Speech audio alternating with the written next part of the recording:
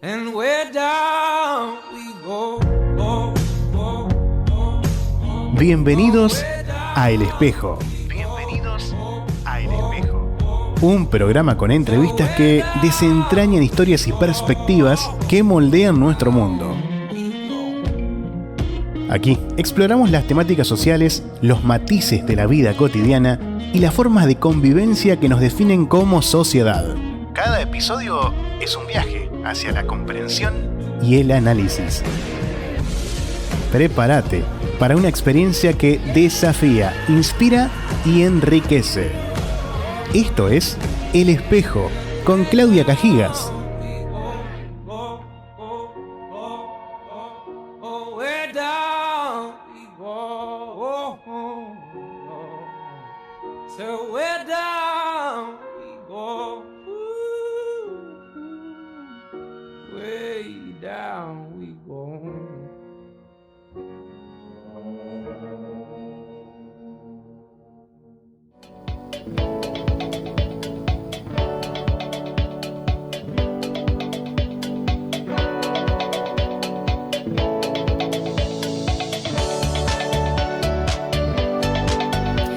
Muy buenos días, Chajarí, muy buenos días, Villa del Rosario, muy buenos días a todos los oyentes, como siempre digo, estén donde estén, porque llegamos a una multiplicidad de lugares sin saberlo a través de internet. Estamos en el canal 2 de ITEL TV en Radio 91.9 en vivo y también en diferido en FM 104.7 Municipal de Villa del Rosario. A todos muy buenos días. Esto es El Espejo y es posible gracias a la operación técnica de Luciana Rojas, la operación de TV de Pablito Brum, la puesta al aire en Villa del Rosario de Malvina Franco y quien te habla, Claudia Cajigas. También es posible por el apoyo de nuestros anunciantes que siempre están, que siempre le ponen la garra, que siempre le ponen las ganas y que siempre confían en nosotros. A todos, muchísimas gracias. El Espejo es presentado por Heladería Venecia, Lavandería El Arroyito, clases de acrobacia aérea en Desde el Pie, Words English, Gladys Montenegro, masoterapia y estética corporal, Griselda Guzmano, peluquería, Espuela, Saint Helen, Academia de Inglés en Villa del Rosario, doctora Mariana Estibanelo, médica psiquiatra integrativa, Óptica Cristal, Amo, cosmética ortomolecular, Audio Salud, Laboratorio de Análisis Bioquímicos, Dr. Casas, Dr. Sergio Almeida, médico psiquiatra especialista en salud mental, Distrimed, Veterinaria Zapucay, Autoservicio El Negro, Forrajería Santa Rosa, La Tuerca Neumáticos, El Constructor, Abelardo Racic e Hijo, Peselato Construcciones, Todo Hierro y Municipalidad de Villa del Rosario. Como todos los sábados tenemos historias de vida para compartir, tenemos muchas cosas para contarles, como todos los domingos en Villa del Rosario también. En este caso es la historia de una mujer que muy jovencita se casó y comenzó a conducir un camión. Ya vamos a ver cómo, vamos a ver por qué. Y después tuvo sus hijos y siguió en el camión. Y uno piensa o se pregunta qué pasó con esos hijos. Bueno, esos hijos también iban arriba del camión. ¿Cómo era hace muchos años llevar la familia, llevar mamaderas, llevar pañales para tantos días de viaje? ¿Había pañales descartables en esa época? Y después los chicos fueron creciendo y la escuela y cómo arreglárselas cuando hay que tener una regularidad escolar y seguir en el camión y seguir acompañando y seguir entreteniendo y darles de comer a esas criaturas todos los días y darle una comida saludable. Y después vino el tiempo en que ella misma decidió estudiar en la universidad y también lo hizo, y después llegó el tiempo en que también se convirtió en empresaria. Hoy vamos a hablar con esta mujer, vamos a hablar con Sonia Cortiana para conocer justamente su historia de vida. Muy buenos días, Sonia, bienvenida. Un placer que estés aquí con nosotros. ¿Cómo estás? Muy buenos días, el placer es mío. Gracias por invitarme. Un saludo a toda la audiencia y a la queridísima Malvina que trabajó conmigo. Mira. Sí, un saludo y también a toda la villa, que hay muchísima gente que quiero, muchos colaboradores que trabajan con nosotros ahí. Así que muy agradecida a ellos y bueno, y a toda la gente de Chajarí también. Bueno, Sonia, muchísimas gracias. Vamos a disfrutar, vamos a conocer tu historia. Contanos, ¿cómo comenzás con esto del camión, a manejar un camión hace muchos años, cuando quizás hoy tenemos un poco más de mujeres que están arriba de un rodado así tan grande, pero hace varias décadas atrás esto probablemente no era tan frecuente. ¿Cómo fue tu vida en ese sentido? Claro. Sí, no, hace 38 años no había mujeres manejando un camión, pero yo venía de chica con la escuela de mi papá, que había sido chofer de Borgesam, y la he visto a mamá, se estará enterando don Borges del cielo, la he visto a mamá conducir el camión y venía yo un poquito con este amor por el camión. ¿Tu mamá ya lo hacía? Ya mi mamá lo hacía. Mira. Sí. Mamá era así una luchadora, le agradezco toda la fuerza, el empuje que nos enseñó, ¿no? Bueno, me pongo de novio a los 16, mi novio me empieza a enseñar a manejar y a los 17 me empieza a enseñar a manejar un poco los camiones de reparto, un poco los camiones más grandes. Uh-huh. Había un 1114 que era muy cortito y lo cargábamos muy alto y recuerdo que el camión se movía de un lado para el otro, era como que te daba vértigo. Sí. Y en realidad donde yo empiezo a manejar es en un camión 1518, es un Mercedes, que tiene el motor al costado y que en verano son unos 45 grados. Ay. Una época en que los camiones no tenían aire acondicionado como hoy y todas las comodidades probablemente. Y tal vez que algunos tenían, sí, no sé, mi papá usaba camiones Fiat, tal vez eso no lo recuerdo la verdad, pero nosotros teníamos ese 1518 y yo era tan ignorante que ya se había comprado el Scania, pero era yo la que no quería manejarlo, porque se me iba para todos lados el camión, porque la dirección hidráulica del Scania era más blanda que algún auto que manejaba a veces. Claro. En esa época. Claro. Entonces, bueno, ahí saco el carnet a los 18, empiezo a manejar cada vez más en la ruta y me di cuenta como 20 años después cómo había aprendido a manejar, porque a mí me habían enseñado a manejar de noche a la salida del mercado, una vez que cruzábamos el mercado central. Del mercado central de Santa Fe. Ajá. Una vez que cruzábamos el túnel en Paraná, yo ya manejaba hasta acá. Y como 15 o 20 años después me doy cuenta y le digo a mi marido, pero ¿cómo me enseñaste a manejar de la manera más difícil que hay? Y me dijo, bueno, era el momento en que no había gente en la ruta, claro, que era menos peligroso. De noche. De noche y con cargado. El camión cargado. Claro, y con el camión cargado y encima parábamos en un lugar donde cargábamos los huevos en la puerta del medio, entonces toda la carga quedaba descalzada. O sea que él siempre me decía, recordá que dónde van los huevos. Entonces yo sabía que él me enseñó a manejar sin hacer ni una maniobra brusca. Pero las he hecho y he roto absolutamente todo, porque de Paraná a Chajarí había un puente angosto de 2 kilómetros y de noche, una noche, yo venía en un equipo que ellos habían comprado nuevísimo y no sabía si iba el de enfrente o iba yo primero. Y me estoy por largar y digo, no, son muchos millones el equipo nuevo y le clavo los frenos y ahí entonces entrevero lechuga con uvas, con tomates, con huevos. Y bueno, cuando llegué a Chajarí, Acá está la los que descargaban el camión decían, pero ¿quién fue la bestia que venía manejando? Y yo les decía todo, pero el camión está intacto. Claro. Sonia, ahí eras muy jovencita, estabas hablando de 17, 18 años, ¿no? 18 años, me casé a los 18 y ahí después de los 18, después de haberme casado, saqué el carnet. Uh-huh. Y bueno, a los 19 nació Emilio, pero esos 2 embarazos primero, el segundo lo pasé un poquito en el Escaña. Sí. Pero el primer embarazo fue duro, sí, lo pasé todo en el 15-18. ¿Y cómo es transitar un embarazo en un camión? No sé cómo te habrá tratado a vos los primeros meses, pero algunas mujeres, esos 3 primeros meses son bastante duros, con vómitos, con náuseas, querés estar quieta. En tu caso, ¿cómo fue? ¿Normal? Decís, ¿qué es normal?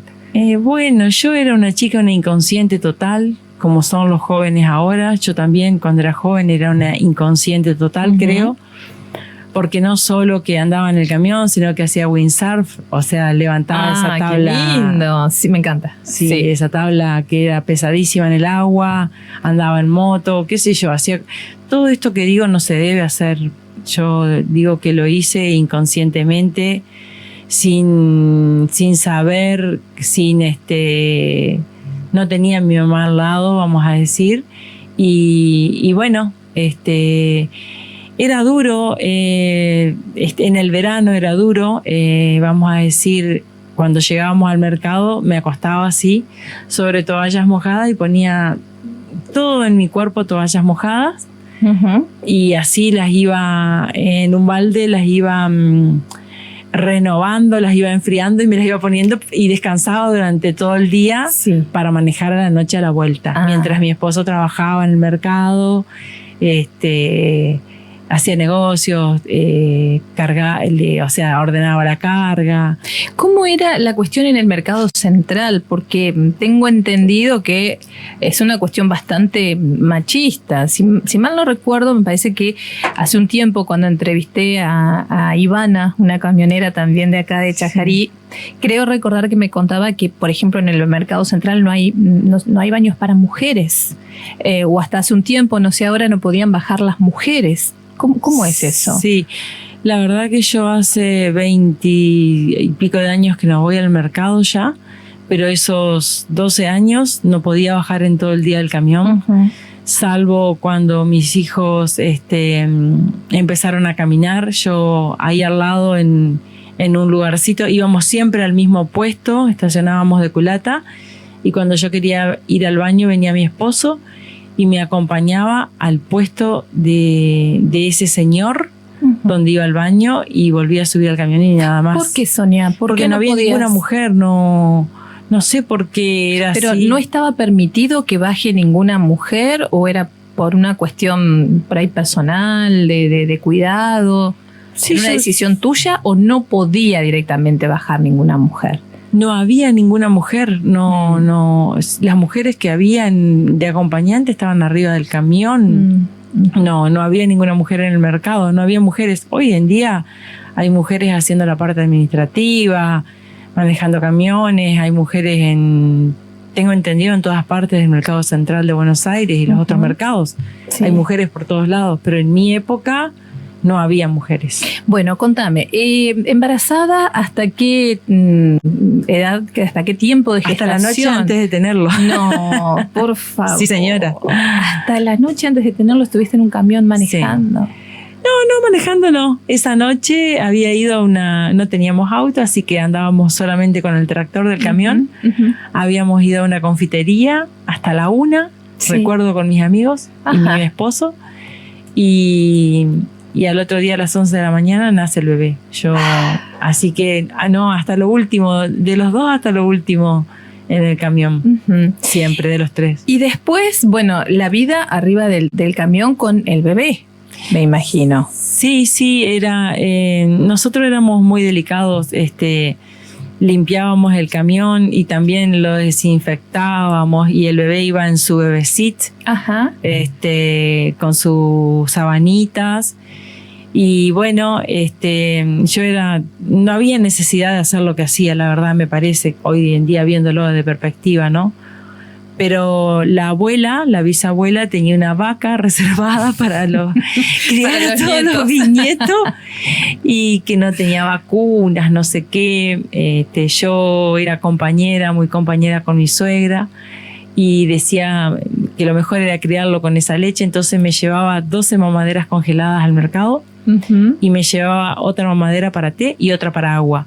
Porque yo las hervía, las mamaderas acá, Sí. las llevaba y allá solamente las calentaba a baño María. Ajá. No sé, parece que en la cabeza no me entraba que la pudieran jugar a la mamadera y volver a poner, armar una leche en polvo. Claro. O sea, unas locuras así, hacía para cuidar a mis hijos, para criarlos bien. Porque ¿cuántos días tenías que estar? No, un solo día. Un solo día. Y en ese día tenías que llevarte las 12 mamaderas. 12 claro, mamaderas. porque yo calculaba el horario desde que salía de la madrugada de Chajarí, Ajá. todo el trayecto de las horas de viaje hasta allá, 6 horas eran. Sí. Serían 5 horas y pico, el camino siempre fue muy feo. Ujú. Y después el día allá y después de la vuelta. Claro. Eran 12 mamaderas. ¿Y con los pañales? ¿Qué, había ya pañales descartables o no? No, en Chajarí no había pañales en ninguna farmacia ni en ningún lugar. Ujú. Pero esas cosas de la vida que siempre pasan y te resuelven la vida. Vino a vivir acá una señora que se llamaba Ana Pasaglia. Mm. Y cuando ella llega a Chajarí dice que se quiere morir, que no había pañales descartables. Ajá. Su hijo se llama Nacho Pasaglia, es amigo de mi hijo, y había nacido creo que el 11 de abril y mi hijo había nacido el 12.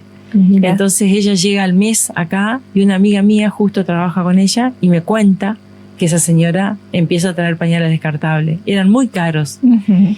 Entonces lo que yo hacía era comprar el bolsón grande para los viajes y el resto de los días usaba los pañales de tela con la bombacha de goma como era Claro, antes, sí. lavaba. Sí.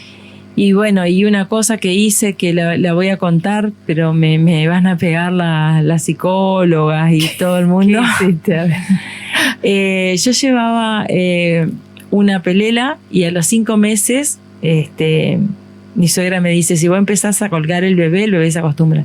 Sí, Y empezás bueno, a colgar el bebé, ¿Qué es colgar el bebé? a colgarlo cuando el bebé se siente incómodo, cuando vos sabés que es el horario, que él va a hacer sus necesidades, Sí. lo colgaba en la pelelita. ¿Lo pero sentabas? Lo colgaba, lo tenía yo. Ajá. Entonces el bebé hacía sus necesidades, no pis, ¿no es Ujú. cierto? Sino solamente caca. Y bueno, hasta que a los 6 meses el bebé no hizo más caca en los pañales y yo hacía eso para cuidar los pañales, para ahorrar los pañales. Claro. Ujú.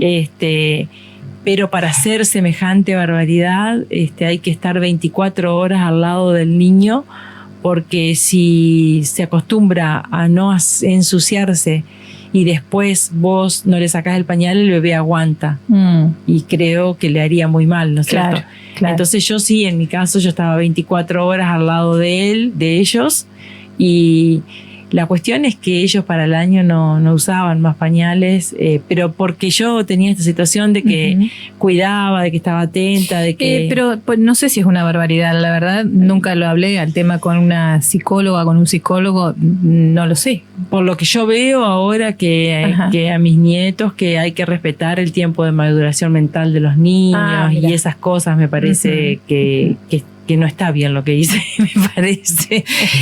Sonia, bueno, uno hace lo que puede en el momento en que le toca vivir. Y después aprendemos y nos damos cuenta de nuestros errores que seguramente cometemos, y muchísimos, ¿no? Como todos en la vida.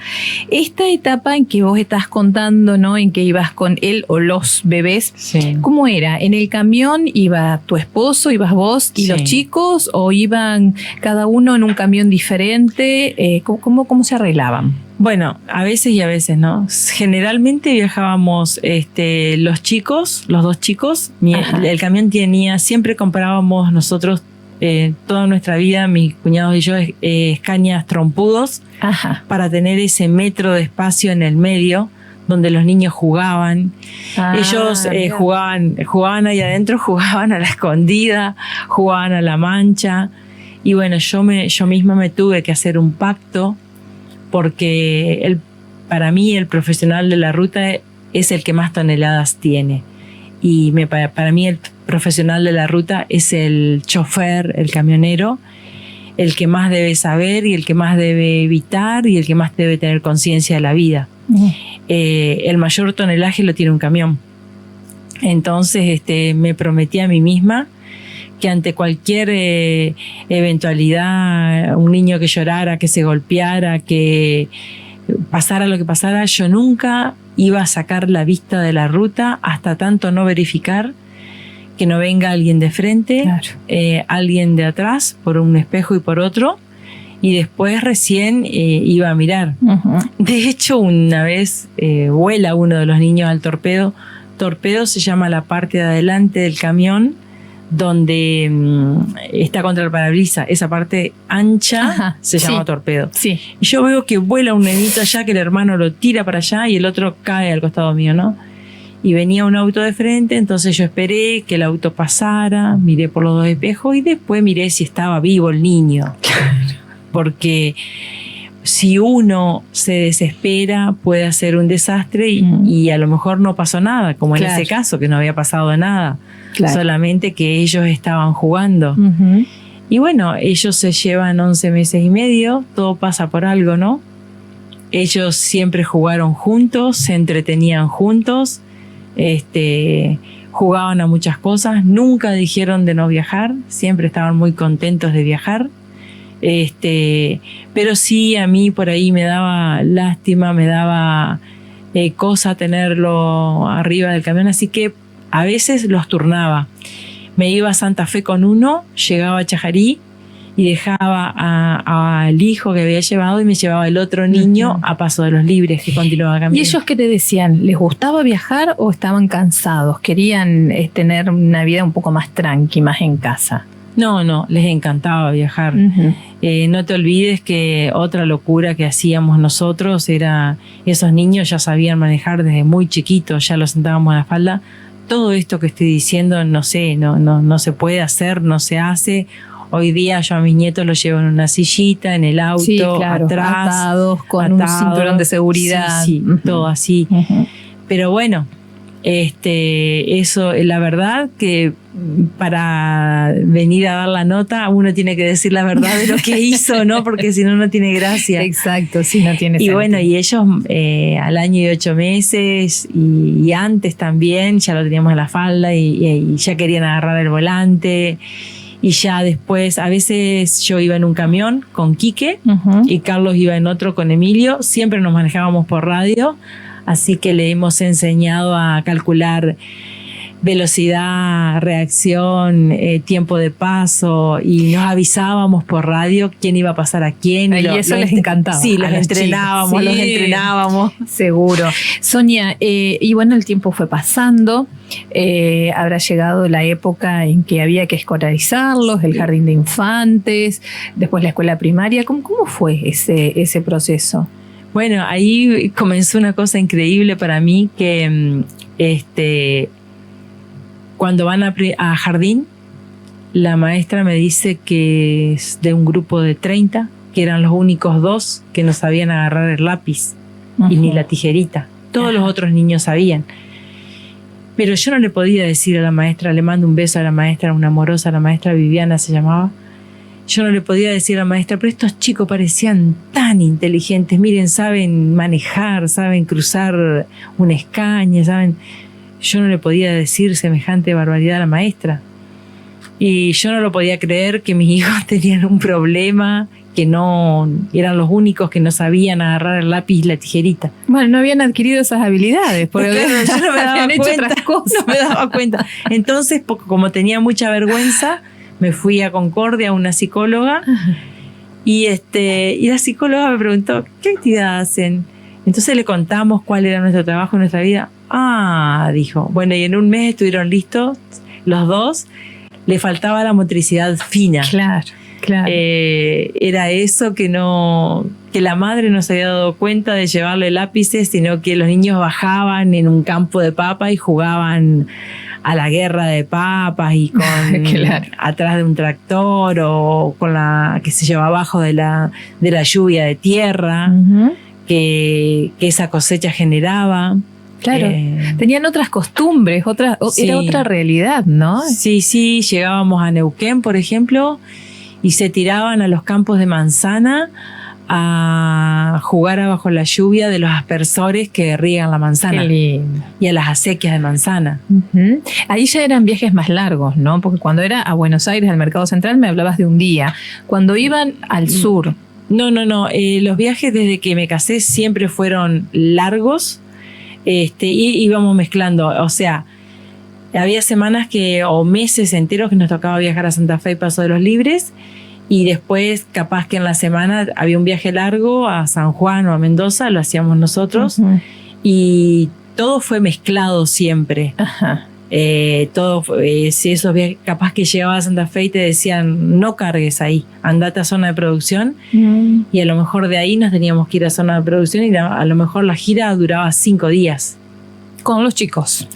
A veces sí, con los chicos, y ya, qué sé yo, ya comían a los 5 meses, empiezan a comer en esa época. Ahora que creo que es de más grande que comen los bebés. Pero la comida del Mercado Central de Santa Fe, por ejemplo, era muy rica. Y si no, yo... ¿Ahí podían comprar? Ahí compraba para los adultos, para mí y para Carlos. ¿Hay tipo un restaurante, un lugar donde venden comidas? Hay varios restaurantes. Ah, hay varios, no sabía. Sí, hay varios restaurantes muy buenos. Sí. En Santa Fe muy buenos en esa época. Y para los niños le hacían un calentador, papa y zapallo, la papilla. Ajá. También te tenías que llevar eso, ¿no? No, eso siempre lo llevábamos porque calentábamos el agua ahí. O sea, íbamos andando y yo iba con el calentador sosteniendo y con la pava sosteniendo para calentar el agua. Estaba muy acostumbrada. Claro. Y te decían quedó fría y volver a calentar, quedó fría y volver a calentar. Pero estaba muy acostumbrada. Todos lo hacíamos, creo, los que andábamos en camión. Claro, a ver, vamos a organizar un poquito. Vos me decís que aún cuando los chicos eran muy pequeñitos, o sea, las 12 mamaderas eran congeladas eran para los viajes que duraban un día. Es decir, sí, cuando eran bebés, que pero no comían todavía. Por eso, después había también otros viajes que eran más largos, sí. ¿no? Entonces ahí ya, si el bebé era más grande, no eran las 12 mamaderas, tenías que cocinar, tenías que ingeniártelas, sí. Llevar ropa para muchos días. ¿Y cómo era eso de llevar ropa para tantos días, organizarte? ¿Volvías con toda la ropa sucia y tenías que ingeniártela para poner todo al día? ¿Cómo era eso? Era como una mudanza, decía mi marido. Continua. Sí, era como una mudanza continua. Éramos así como unos gitanos. Llevábamos muchas cosas que las cargábamos de noche. Y ya de madrugada ya tratábamos de subir con el agua caliente del mate y el bebé y el bebecito nada más. Sí. O el bebecito hasta dejarlo arriba.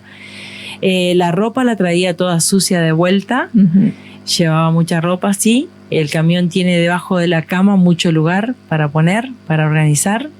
Y bueno, y los juegos propios de ellos dos llevábamos también, que eran los ladrillitos, los autitos. Uh-huh. No había tijeras y lápices. No había tijeras y lápices. Pero bien, digo, después pensé, ¿no? Bien que lo hubiera podido haber hecho. Bueno.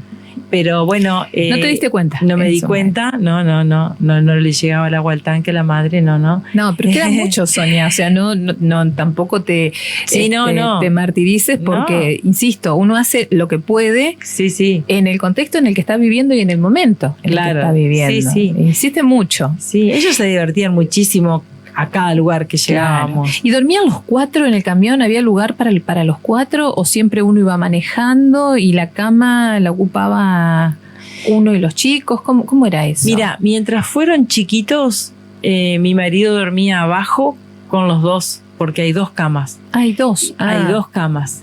Siempre teníamos escaña de 2 camas nosotros.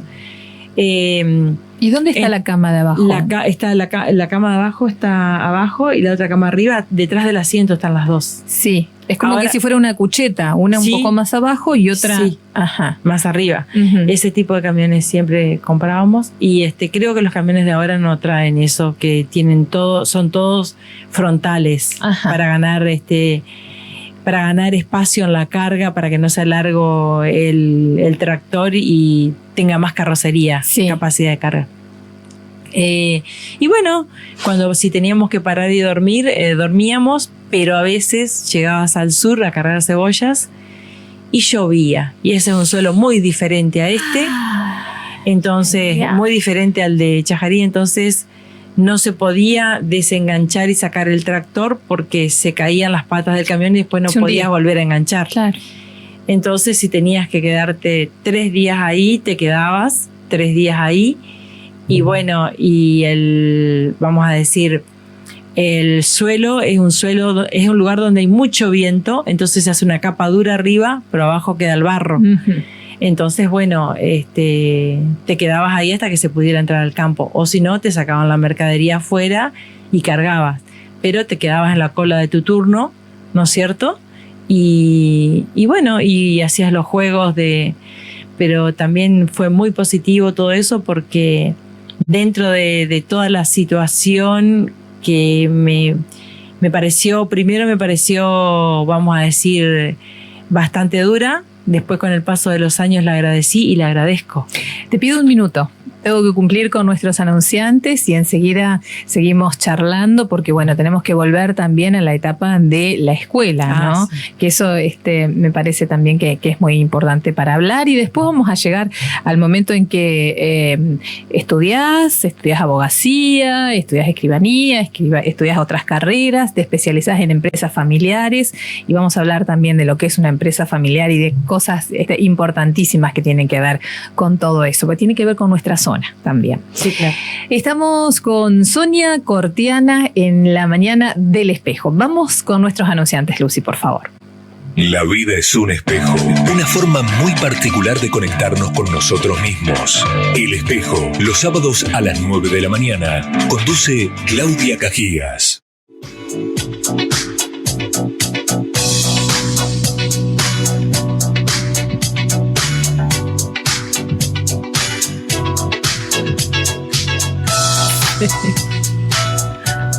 Estamos compartiendo esta mañana con Sonia Cortiana, conociendo su historia de vida.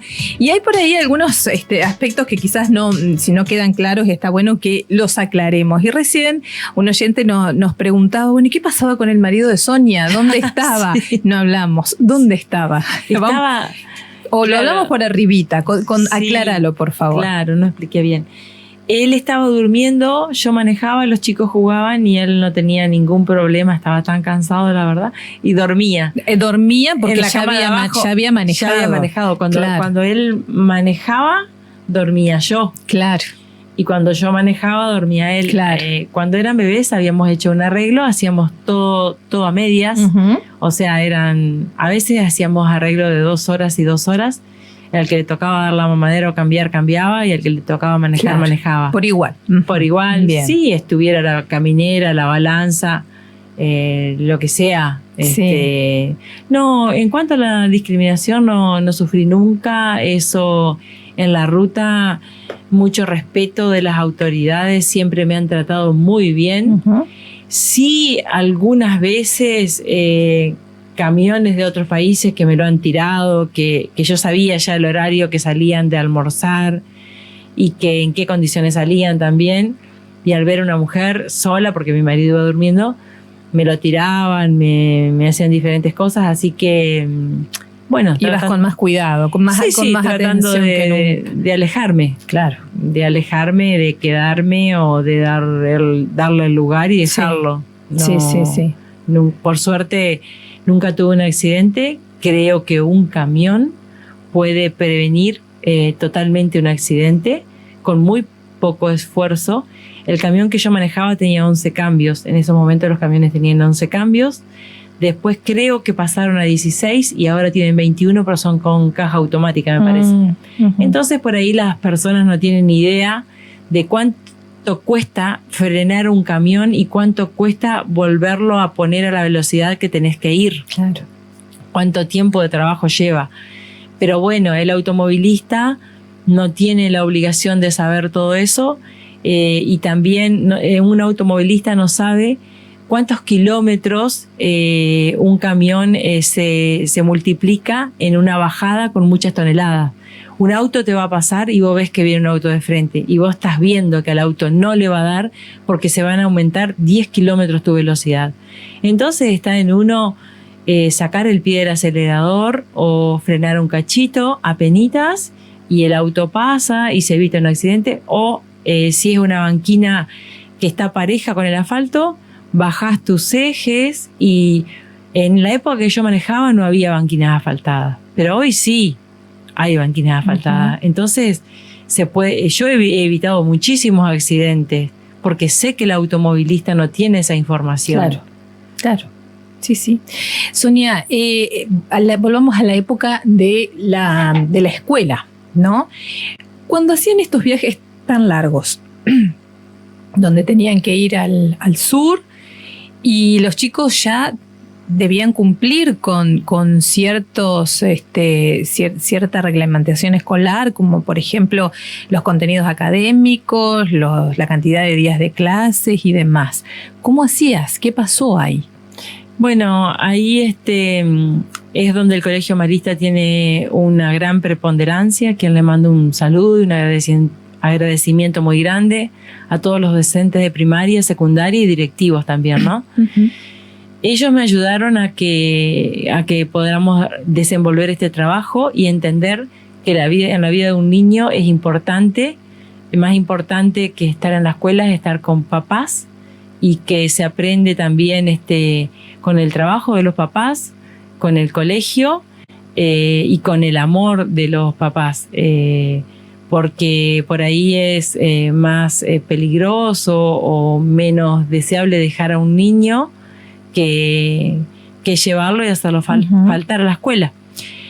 A veces faltaban, mis suegros me ayudaban mucho.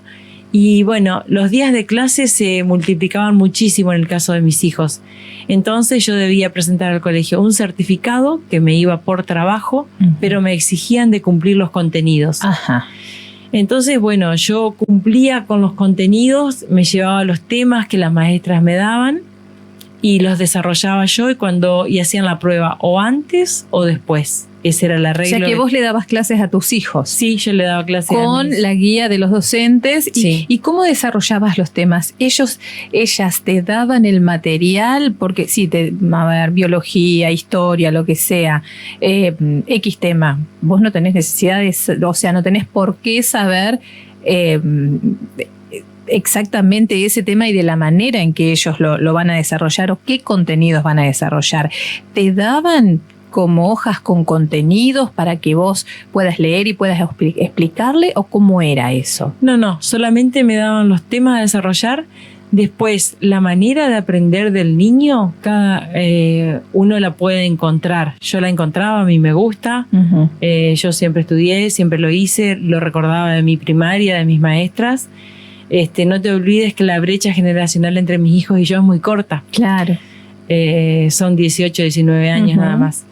Yo terminé mi secundario y al año tuve a Emilio. Claro. ¿Cómo es? No, yo lo desarrollaba a mi manera, como yo quería. Uh-huh. Y recuerdo que ellos me decían: mamá, ¿por qué no vas a enseñar a la escuela que te entendemos todo? Pero no es lo mismo enseñarle a 2 que enseñarle a 30 que se portan mal. Claro. Yo no tenía esa capacidad. Ellos sí tenían interés de aprender y nunca jamás tuve problemas en la escuela. ¿Y cómo les iba en la escuela? No, le iba súper bien. ¿Sí? A los 3, sí. Uh-huh. Sí. La verdad que le ha ido súper bien. Sonita estaba en la bandera y los otros 2 tenían muy buen promedio, nunca se llevaron una materia. Creo que en la secundaria se llevaron en alguna ya de vago, ponele 4º año. Ahora, ¿qué capacidad de adaptarte a la situación? La familia, ¿no? Estoy hablando la tuya, seguramente la de tu esposo, la de tus hijos, ¿no? Porque... a ver, uno ante estas circunstancias puede decir: no, yo ya no puedo así, dejo el camión, me quedo tranquila en mi casa con mis hijos, que siga trabajando mi esposo, yo tengo que tener una estabilidad y me adapto a esto. Vos no, vos te adaptaste a lo otro, ¿no? A lo otro que generaba cierta incomodidad, pero vos no lo veías tal vez como incomodidad, porque decías, bueno, a ver, la comida, la escuela, el tiempo de recreación, bueno, sí, y ahí organizabas y te adaptabas a eso, ¿no? No te quejabas, te adaptabas, veías cómo lo podías hacer.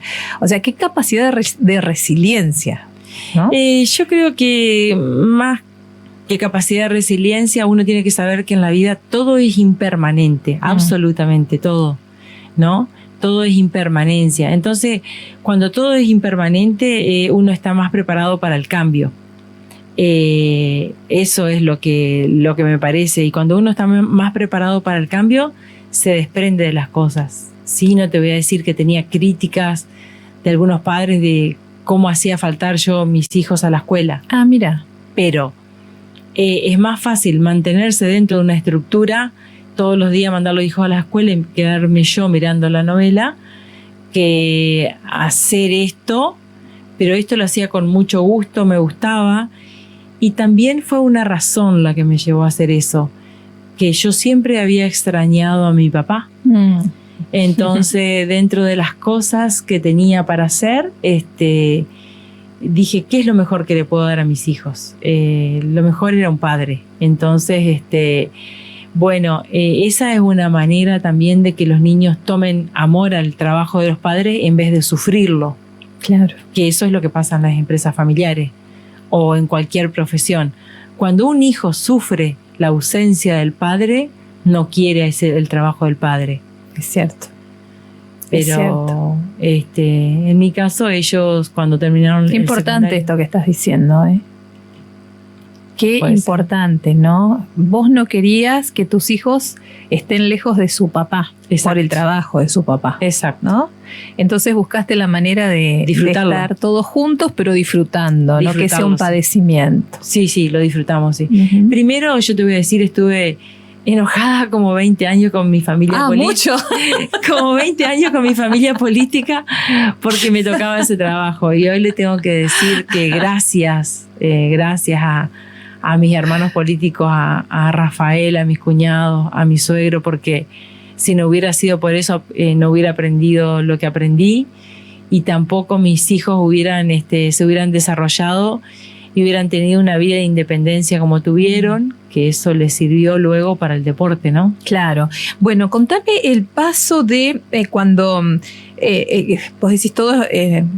usaste la palabra impermanencia, nada es para siempre, ¿no? Sí. Hubo un momento en que esta etapa se terminó, esta etapa de toda la familia arriba del camión. ¿Cuándo fue? ¿Por qué? ¿Y qué pasó a partir de ahí?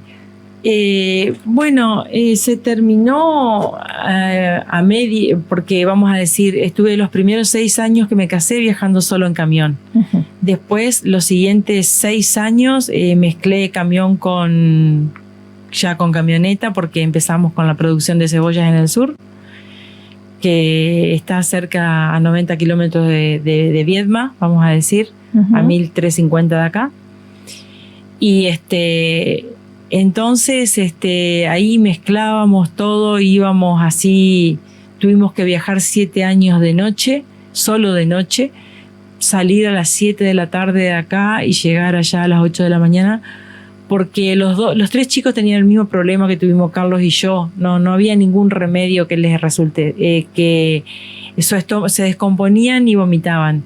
Entonces nosotros lo que hacíamos era una merienda temprana y antes de cenar salir a las 7 de la tarde. Entonces ellos dormían y cuando se levantaban a las 8 de la mañana ya casi habíamos llegado. Claro. Y eso lo hicimos casi todo en un Ford Mondeo, que lo hacíamos cama atrás y que iban durmiendo ahí, o en una camioneta que teníamos con cabina también. Y bueno, y después yo en todo este tiempo, en el año 94, 93 más o menos, empiezo a estudiar cuando ellos eran chiquitos. En el 94 yo no sabía que íbamos a empezar con la cebolla, empezamos con la cebolla. Yo preparo mis materias y bueno, en ese momento estudiaba en Santa Fe, en la UNL. ¿Y cómo estudiabas? ¿A distancia? No había distancia, no había computadora, no había nada. Estudiaba con el mismo método que estudiaban los estudiantes, porque en ese momento el cupo de Santa Fe, no sé si sigue siendo, es del 40%. Es que estudiabas abogacía. Abogacía. Sí. Entonces, el alumno que va a estudiar a Santa Fe, va y estudia y va de oyente. El 60% va de oyente y el 40% cursa. Uh-huh. Pero sí te sirve eso de ir de oyente porque conoces al profesor, conoces qué política le interesa, qué libro le interesa. Yo no, estudiaba desde acá, era el hombre contra el libro porque no conocía qué autor, qué tenía que estudiar muchos libros, y Santa Fe era bastante exigente, más creo, para mí más exigente que la UBA en abogacía. De ahí salieron varios presidentes, de hecho ellos tienen un nivel así como facultad que no lo resignan, vamos a decir, por lo menos en la época que yo estudiaba, ¿no? Y bueno, ahí mi hijo de 14, 15 años ya. Perdón, pero ¿vos estabas de manera presencial? ¿Ibas y escuchabas? No, estudiabas en tu estudiaba casa. Acá y rendía. Y te ibas a cuando rendir. iba a rendir solamente a la okay. mesa. Entiendo. Sí. Pero los que van a vivir allá, que van todos, que alquilan, tal vez el 60% no está el nombre, sí, no cursa. Sí. Así es el cupo, no Bien. sé ahora cambió el cupo. Y bueno, yo iba a rendir nada más cada 2 meses y medio o 3, depende de cuándo era la fecha de la mesa. Pero bueno, a veces llegaba la fecha de la mesa y yo me tenía que ir al trabajo porque era el tiempo o de siembra o de cosecha o de lo que sea. No es que mi marido me exigiera nada, solamente yo era la que sí quería ir, me decía, bueno, vamos, es necesario ir. Y yo nunca comenté que ya había preparado 2 meses la materia. Claro. Me iba igual porque, bueno, a mí también me criaron igual que a él, que primero estaba el trabajo, ¿no? Entonces, bueno, yo fui resignando mi carrera, vamos a decir, y dándole prioridad al trabajo porque yo quería hacerlo. Sí. Y bueno, transcurrían los años, nace Sonita y me tengo que ir a vivir a Viedma. Ella nace en el 96. Y yo en el 97 me tuve que ir a vivir a Viedma porque el campo que alquilamos era 200 kilómetros más lejos que el que teníamos hasta ese momento. Y ya se tornaba bastante agotador, peligroso también para mi marido, para que viaje tanto. Así que vivo todo el 97 en Viedma.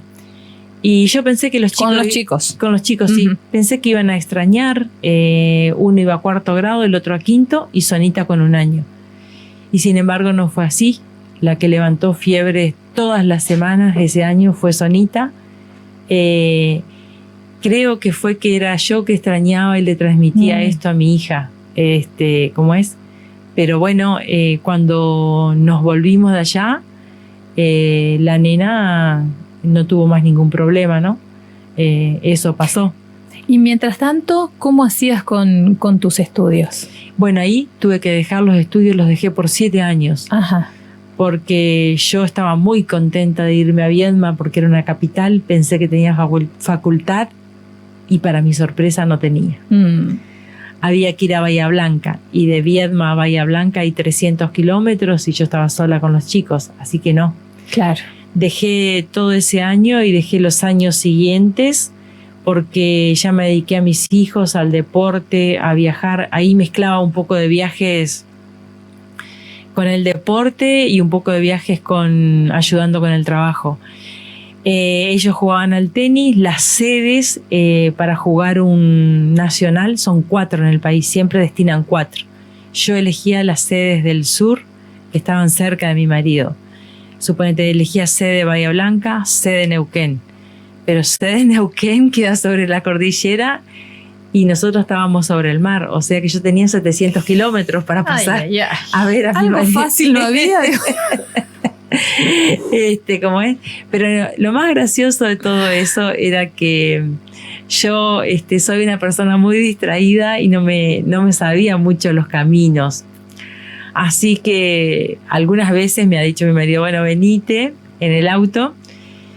Y yo había como 3 caminos diferentes, porque a veces íbamos a Neuquén, a veces íbamos... ¿Tu marido en dónde estaba viviendo en ese entonces? A veces, no, íbamos y veníamos 15 días, sí. Pero a lo mejor tenía que quedarse más. Claro. A lo mejor yo me quedé por llevar los chicos a un torneo. Vivían acá, pero habías elegido sede Bahía Blanca y sede allá en la cordillera. Sí. Ay. No.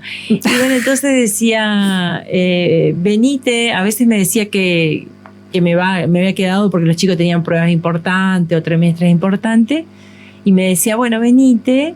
Yo me iba y digo, pero ¿qué ruta, qué camino? Y me dice, déjame, dice, poné los nenes adelante y ellos te van a indicar. Era muy gracioso porque ellos tenían 9 años y 10 años y me indicaban, dobla acá, anda, dobla a la izquierda, dobla a la derecha, hace esto.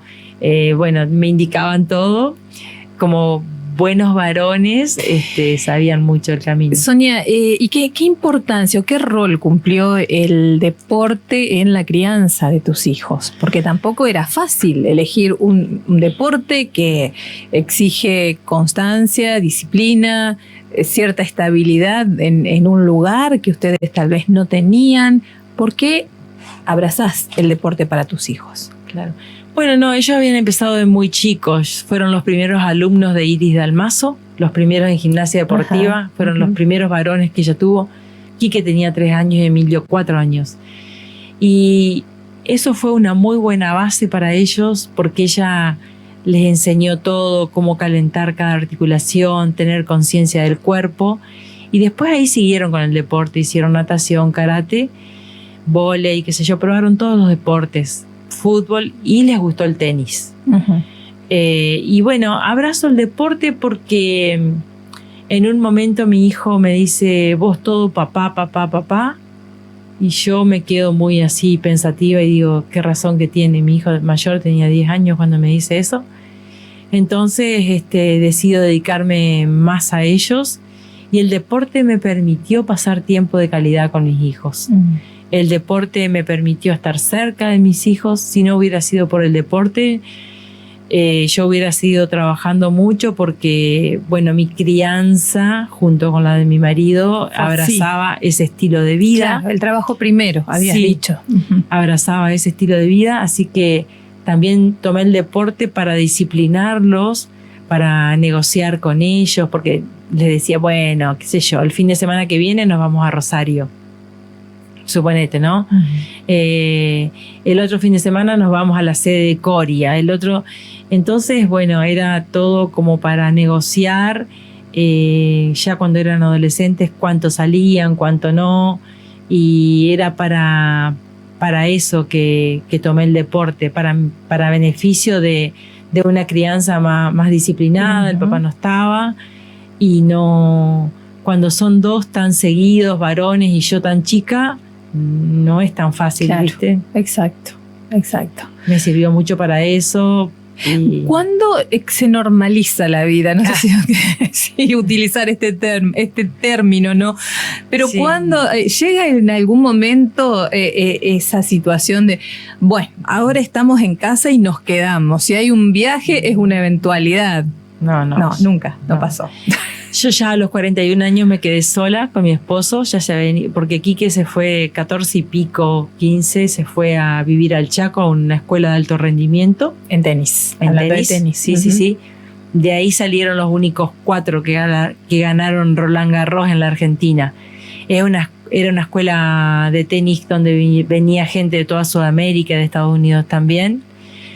Y pero las temperaturas eran altísimas, mi hijo no estaba acostumbrado, así que los primeros 7 meses la sufrió bastante. El entrenador era muy, muy capacitado, alguien que fue uno de los mejores de la Argentina y de Sudamérica también.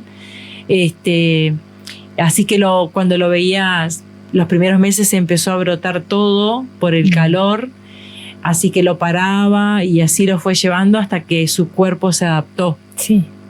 Quique después, ya a los 16, me pide para vivir solo en un departamento y yo lo dejo porque tampoco todos los hijos están capacitados para irse a los 14 años, ¿no? Como se fue Sonita, que cumplió 14 y se fue.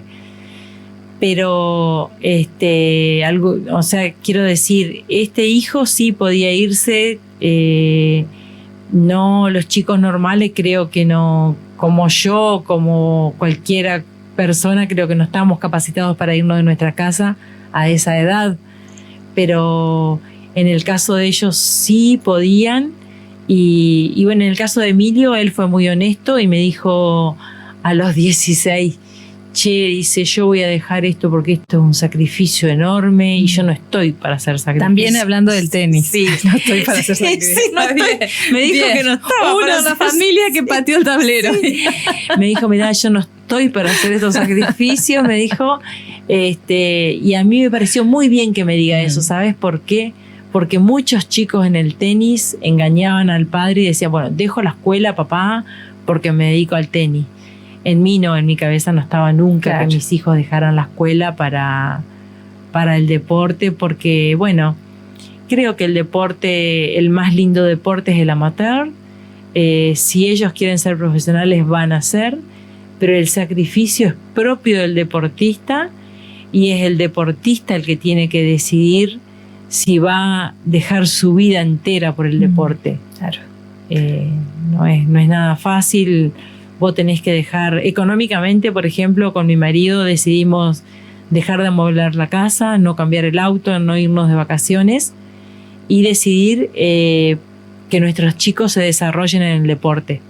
Pero bueno, fue un plan familiar que llevamos adelante y que implicaba dinero, por eso esas decisiones que tomaron, ¿no? Dejamos de hacer esto para esto, invertimos en esto, está bien. Está bien, había como 10 o 12 empresas de Chajarí que me ayudaban, poquito mucho, me ayudó toda la gente a sponsorear a los chicos. Sí, no te entiendo, Lucy. Bueno, tenemos que cumplir con una tanda y después quiero hablar un poquito, porque ya no nos queda mucho tiempo, de la parte empresarial, porque tenés mucho, es muy jugoso escucharte hablar de a través de la experiencia, pero también en tu formación, tu especialización en empresas familiares. Esto es, miren, importantísimo todo lo que tiene para contar Sonia, porque hay muchas empresas familiares aquí en la zona, muchísimos, y creo que se van a sentir identificados con algunas de las cosas que ella va a hablar desde lo que ha estudiado también. Sonia Cortiana nos acompaña en la mañana del espejo. Vamos con tanda. Hay caminos que son necesarios recorrer. Hay senderos que ameritan ser descubiertos. Hay rutas que merecen ser viajadas. Hay atajos que merecen ser tomados. En el espejo, queremos que nos acompañes por cada uno de ellos. El espejo. El espejo.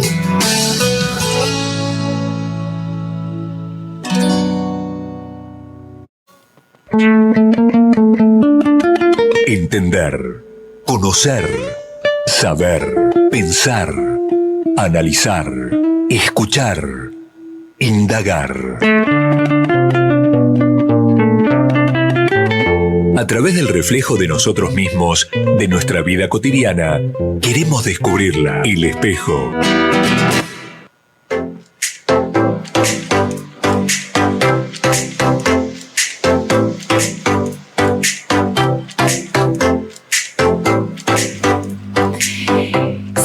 En la mañana del espejo con Sonia Cortiana, hablando sobre su historia de vida, su historia de mamá, de camionera. Después estudió, se recibió de abogada, de escribana, se especializó en empresas familiares, coach ontológico también. Bueno, hizo una formación importante, empresaria, y bueno, tenemos que hablar mucho más de esta parte empresarial. Pero tenemos mensajes también de los oyentes que llegan, en este caso, al celular de ITEL, porque le recuerdo a la gente de Villa que en vivo estamos en ITEL TV y en el canal 2 de ITEL TV y en Radio 91.9. Y en Villa estamos de manera diferida, está grabado el programa. De todas maneras, los mensajes que ustedes mandan a mí me llegan, no los podemos leer al aire, pero me los reenvían y le agradezco a la gente que el fin de semana pasado se comunicó. Bueno, a ver, ¿qué dicen en este caso los oyentes para Sonia? Aurelia llegaba temprano, dice, buen día, ¿cómo andan? Bendecida mañana para ustedes. Gracias, Aurelia. Gracias, Aurelia. Inesita dice, hola, También. buen día, El Espejo, regresaron, qué bueno, todo el equipo, bienvenidos, escuchando, gracias por volvernos, dice Inés. Gracias, Inesita, ya desde el sábado pasado estamos, así que bueno, agendate todos los sábados. Miriam, llega Miriam y dice, buenos días, qué ejemplo de mujer luchadora, empoderada, qué grande sos, Sonia, felicitaciones, dice Miriam. Gracias, Miriam. Y llega Andrea, dice, hola, hermosa la nota, felicitaciones, Andreita Escatolaro. Gracias, Andrea, por comunicarte. Y llega un oyente que dice, qué linda nota, dice, estoy trabajando, las escucho. Van a hablar del tema trabajadores, la verdad me alegro un montón. Saludos, las escucho, nos dicen. Bueno, gracias, un querido amigo que se comunica, muchísimas gracias. Un beso enorme para él. Bueno, sí, vamos a hablar de los empleados. Este amigo quedó muy impactado por el trato de Sonia hacia los empleados que trabajan en la empresa familiar, ¿no? Por eso insisten en esa parte en que él vio mucha humanidad en esto. Hablemos un poquito de las empresas familiares, si te parece. Sí. No sé, a ver, ¿por dónde empezamos? Porque en esto, ¿no? Mientras vos estabas en el camión, ya eras parte de una empresa familiar. ¿Es correcto eso? Claro, no me daba cuenta en el momento, pero claro, era así. Sí. No me daba cuenta que le había empezado a tomar tanto amor cuando uno empieza de tan chico a trabajar y pasan 10 años, 15 años, 20 años. Le empezás a tomar amor a la empresa, ¿no? Sí. A veces más amor que los propios de la familia. Eso pasa mucho en muchas empresas, que uno de afuera se casa con alguien y le gusta el trabajo y lo hace tal vez con... Bueno, hay algún otro que no le gusta, que le gusta tener otra actividad, que es de la propia familia, a veces pasa. Cuando vos ya es como que tenés como más presencia en la empresa. Ya la tenías seguramente cuando estabas arriba del camión, pero después tenés más presencia física. Claro. Empezás a tener una cotidianidad, unir todos los días, por decirlo de alguna manera. Bueno, ¿cuándo se da ese pase? Ese pase se da hace 8 años y medio, cuando los hermanos separan un poco las actividades, porque bueno, éramos muchos ya, o sea, de 4, ellos eran 4 hermanos y el papá, y pasamos a ser como 23 personas o 21 personas. Los hijos de mi cuñado tenían hijos, se empieza a multiplicar mucho, así que bueno, muy contentos de que hoy en día los hermanos sigan juntos y los primos también.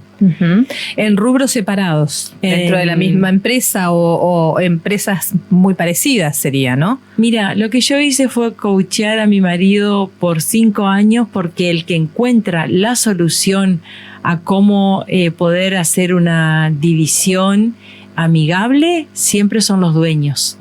Entonces, ellos por ahí tal vez no sabían cómo hacerlo. Yo coaché a mi marido y él encontró la solución. Él no quería competir con su hermano, así que se dividió en refrigerados. Las verduras refrigeradas quedaron para un hermano y las no refrigeradas quedaron para nosotros. Y después, bueno, ellos fueron decidiendo de acuerdo a sus gustos. A uno le gustaban los camiones, ese se quedó con los camiones. A otro le gustaba más el campo, ese se quedó con el campo. A otro, mi marido se quedó con el aserradero. Y ahí es cuando llegan mis hijos. Y las empresas familiares se separan por 2 motivos. Esto ya hablando en general, sí, no, en general, no de este caso en particular. Sí, no. A ver, esto es muy interesante. En forma genérica. Las empresas familiares, están los fundadores y la segunda generación, que son los hijos. Hasta ahí todo bien. la tercera generación, que es la de los primos. Esa es una generación muy brava, donde casi todas las empresas no la resisten. El 90% del mundo son empresas familiares y el 90% de nuestro país también son empresas familiares. Y acá en la región el 99%, ¿no es cierto?, son empresas familiares.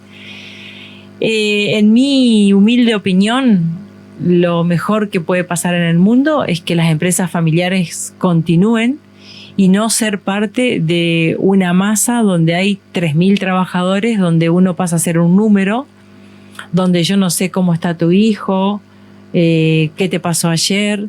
En cambio, las empresas familiares son todas más chicas, o la pequeña y mediana empresa. El hombre digo como ser humano, ¿no? Sí. El hombre tiene más atenciones, más visibilidad, más humanidad, y creo que a eso es lo que tiene que apuntar el mundo. Y no ser parte de esas grandes multinacionales donde, bueno, no formás, no tenés un nombre, una identidad donde vos te sientas parte, vamos a decir. Coincido. De todas maneras, entiendo que no por ser una empresa más chica se dejan de tener problemas, ¿no? Y como vos decías, quizás cuando es papá e hijos, ahí la empresa cuando comienza es una cosa, ¿no? Decía, se pone brava cuando aparecen los primos, porque claro, es más gente, se multiplican los intereses.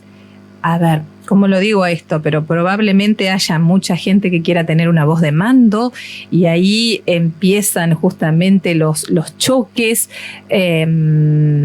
Entonces es necesaria en ese momento una, no digo disolución, pero una reconversión, ¿no? Una reestructuración de esa empresa. Sí, mira, respecto, te voy a acordar un poquito y respecto de lo que decís, acabo de hacer un curso en Ditela. Lo terminé hace un mes. Y decía una chica, estuve trabajando para Shell, dice, y no tuve tantos problemas como en esta empresa que trabaja el padre, el hijo y la mamá.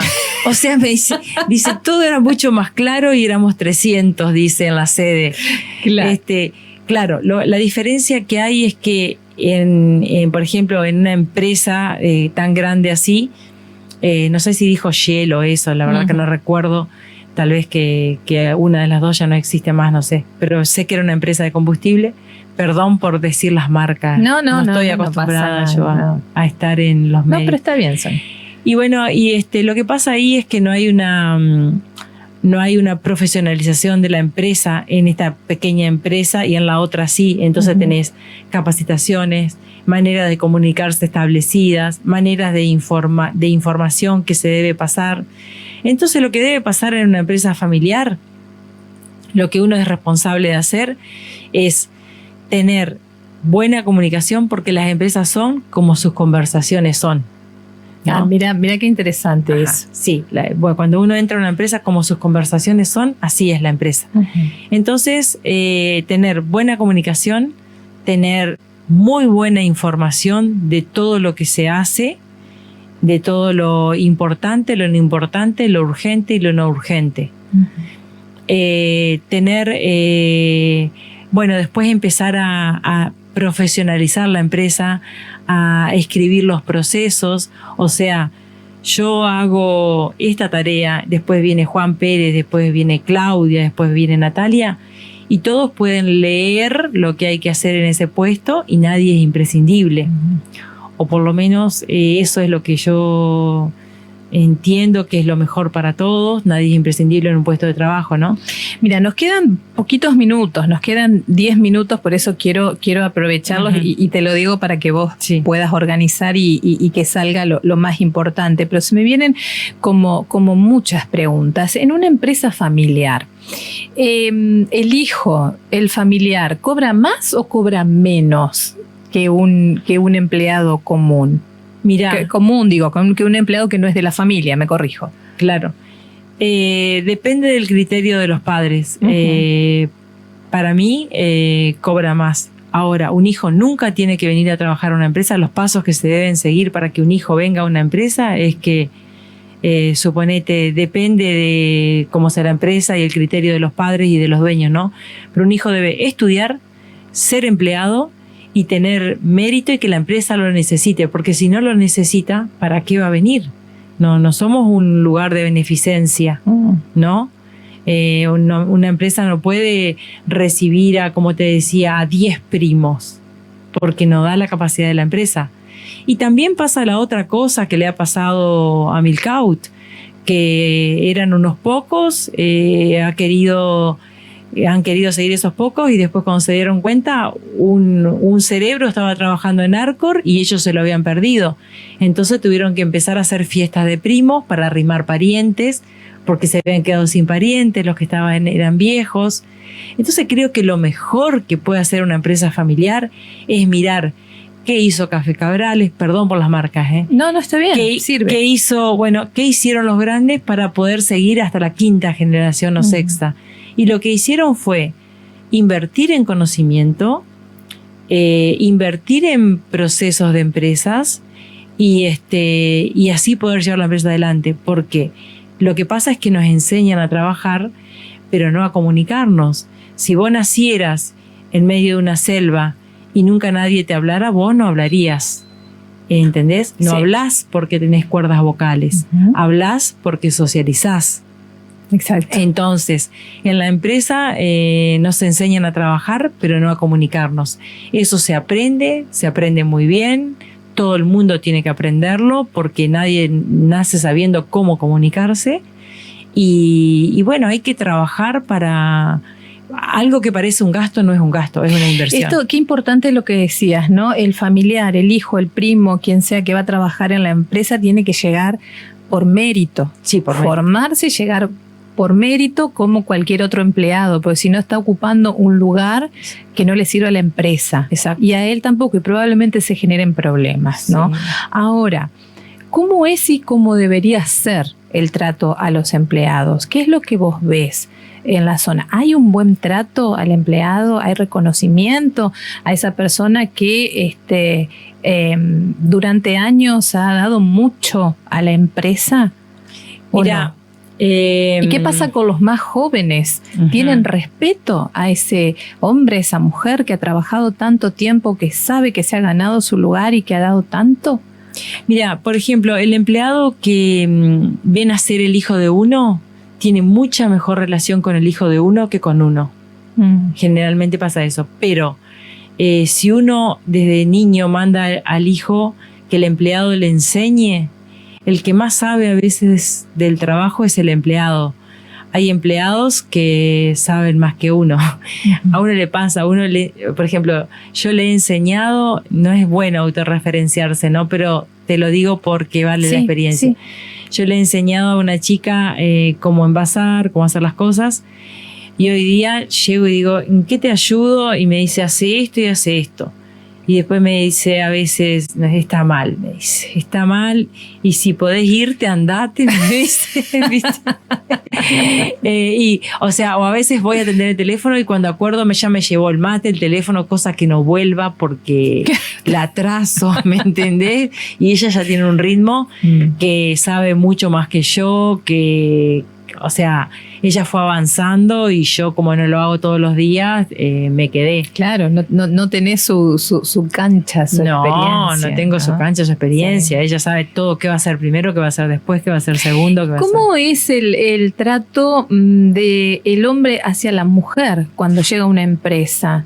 Prefiere que, si es un cliente, prefiere que lo atienda otro hombre, tiene la misma relación con una mujer. Mira, ¿cómo es? Mira, en mi experiencia, solo hablo por mi experiencia, depende del rubro. El rubro es un rubro machista, porque uno tiene que decir la verdad, porque si no, no sirve la entrevista. Es un rubro machista. Los clientes que son de 40 años o 30 años prefiere que lo atienda el dueño que siempre los atendió. Ahora, si está bien hecha la delegación hacia el hijo y el cliente ve que el hijo fue valorizado, al cliente le cae muy bien el hijo también. Claro. Y si ve que a la mujer no le dieron el mismo lugar, no quiere que lo atienda la mujer. Ahora, Los clientes jóvenes, toda la juventud, les da igual que lo atienda una mujer o un varón, y todos los clientes nuevos también, exactamente igual. La diferencia está en aquel cliente de muchos años que siempre lo ha atendido el dueño. Claro. Quiere que lo atienda el dueño o porque cree que el dueño le va a hacer un precio diferenciado o por costumbre o qué sé yo, ¿no? Claro. Y respecto de los empleados, bueno, lo muy bueno de cuando yo empiezo a tener presencialidad en la empresa es recién hace 8 años, porque antes yo solamente ayudaba a mi marido a viajar. Sí. Cuando nos separamos, empezamos esta nueva empresa, este grupo de Alpra, que es Alpra Alimentos, Aserradero Villa, y bueno, y un camión. Ahí empiezo sí a generar el propio carisma de la empresa. El propio carisma de la empresa consiste en humanizar el trabajo. Humanizar el trabajo consiste en que el empleado sienta un grupo de pertenencia al grupo, y eso se hace a través de compartir cosas. Por ejemplo, compartir un asado. El asado que como con mis amigos y el asado que como con los colaboradores es el mismo asado, de la misma calidad, con las mismas cosas, con los mismos postres, con todo lo mismo. Lo pasamos súper bien, o jugamos a las cartas o lo que sea, ¿no? Después, qué sé yo, en invierno, 10 de la mañana, tal vez hacemos una choripaneada, porque se empezó a las 5 o a las 6 y hace mucho frío. Entonces dice mi hijo, pero esta es una colación, dice. Pero bueno, hay que ponerse, ahí está la empatía, ¿no? La empatía y el altruismo, que es válido en todo orden de la vida. La empatía es ponerse en el lugar del otro y tener la panza llena y trabajas mucho mejor. Después lo que se hace acá en Dalpra Alimentos es darle el desayuno a los chicos, los que quieren, los que se cuidan por otra cosa, ¿no? Pero ¿siempre es un choripán el desayuno? No, el desayuno es un café con leche, a veces con tostadas, a veces con cereales, depende, a veces no quieren comer, a veces es un café con leche. Sí. Y depende de verano o invierno, pero si tienen hambre también, como por suerte trabajamos en un lugar de alimentos, tal vez si tenemos mucho que trabajar, hacemos 2 docenas de huevos duros para todos y todos comemos huevo duro. Y bueno, eso comido, qué sé yo, a las 11 de la mañana te trae un bienestar con una gaseosa o qué sé yo, que podés seguir trabajando de otra manera. De otra manera y con mayor bienestar. Sí. Y bueno, y lo importante que sí. Y bueno, después en cuanto a que los empleados a veces tienen trámites, enfermedades y qué sé yo me ocupo de acompañar, porque a veces no están bien guiados con qué médico tienen que ir, qué médico es el de la mutual, qué trámite tienen que hacer. A veces los trámites llevan 1 año y ellos no tienen para moverse o no saben cómo hacerlo. Entonces, bueno, creo que el patrón tiene una responsabilidad parental en esto, como debería tener el Estado con nosotros. Creo que tiene, como una responsabilidad de padres de estar ahí. Y creo que el empleado tiene que también tener una empatía con el patrón. El patrón no es su enemigo, el patrón es su amigo. No estar trabajando a desgano ni disconforme, porque en este país se da mucho eso por la gran disparidad económica, por lo difícil que es vivir. Sí. Pero si tu lugar de trabajo está bueno, es lindo. Por ejemplo, nuestros baños, los baños del aserradero y los baños de mi hijo son iguales, de la misma calidad. Los baños míos y los baños de los chicos que trabajan ahí en Dalpra Alimentos son iguales. Hay cosas que generan igualdad, y una cosa que genera igualdad es el saludo. Eso siempre se los recalco, le digo, chicos, bueno, acá pasa el gato y se los saluda, porque en el saludo nos emparejamos todos, porque todos somos iguales. O sea, un empleado no es un ciudadano de segunda, es un ciudadano de primera, como nosotros, y el carisma se va plasmando, y hay muchas cosas que con el trabajo se pueden hacer. Por ejemplo, yo no podía creer, habíamos recibido un señor de 47 años y yo no me di cuenta que él no sabía manejar. yo lo vi llegando, que él venía manejando un camión. Entonces le digo, tomá la camioneta y urgente le llevas leña a mi mamá. Y él me dice, no, sí, urgente. Le digo, estoy ocupadísima, me voy adentro y viene a Chajarí a traerle leña a mi mamá. Eso fue 8 de la mañana. Cuando vamos a almorzar, ese día que almorzamos todos juntos, él me dice, me muestra la mano y me dice, mire señora cómo sigo temblando. ¿Por qué? Le digo, porque yo nunca manejé, me dice, pero no, le digo, si hoy de mañana te vi entrando. No, dice, era ese pedazo de las termas al portón que me estaban enseñando. Ay, dice, no se animó a decir. No es que nos animó, yo no le di tiempo y no paraba más de pedirles disculpas. Como el señor era grande, yo asumí y él me dijo en ese momento, yo siempre manejé tractores, me dice, ¿no? Y me dice, bueno, la satisfacción es que este hombre aprende a manejar. Su patrón, que hacía 20 años no le había pagado lo que le correspondía, nos pregunta si le tiene que requerir. Nosotros le decimos que sí. Se compra un auto, y ya sabía manejar. No solo eso, deja totalmente el alcoholismo, venía ya por un camino. Y cuando lo inscribimos lo inscribimos a él, yo digo, ¿cómo hiciste? ¿Qué tratamiento hiciste? Ninguno, me dice, yo solo. Yo empecé a tener, la municipalidad le dio una casa, se compró el auto, empezó a progresar y bueno, y ahora estamos en camino con otro, que estamos con otro tratamiento, que lo va llevando muy bien, que es un chico que tiene talento para todo, como es, y bueno, el éxito nuestro sería si él pudiera salir adelante con su salud. Un placer escucharte, Sonia, un placer, y digo, cuánta vida esta mujer, es de fierro, realmente, es imparable, tanta energía, y me encanta, tantas cosas para subrayar, ¿no? Pero esa cuestión de la humanización, que estabas hablando del trabajo, me parece fundamental. Hay mensajes. No, era un comentario mío. A ver si las empresas locales, algunas le copian un poquito a la onda, a la empatía de Sonia, ¿no? No te digo que te hagan el desayuno, pero un saludito, un mimo, a veces los empleados no vienen mal. No, pero había uno que una vez, como trabajamos lejos en la ruta, iba en moto y estaba congelado. Entonces nos pusimos todos a descongelarlo. Le dimos un café con el secador de pelo, con la estufa, las piernas. Estaba todo, era un día de muchísimo frío, sí. Y él dice que pensó que no hacía tanto frío, se fue desabrigado y se congeló en esos 8 kilómetros que hizo, ¿no? En la moto. Ajá. Entonces, bueno, le decimos nosotros, lo descongelamos. Bueno, a ver, yo tengo un mensaje acá de Patricia Sánchez, dice, grosa Sonia. Bueno, así que gracias. Bueno, mensajes para vos. Te tengo que despedir, Sonia, tenemos otra nota comprometida. Sí, perfecto. Un placer. Me habías pedido un segundo para agradecer, no sé a quién tenías que agradecer. Sí. Tampoco soy tan bonita, soy cuando me necesitan sí, pero soy exigente también. Soy exigente conmigo y con ellos también, ellos lo saben.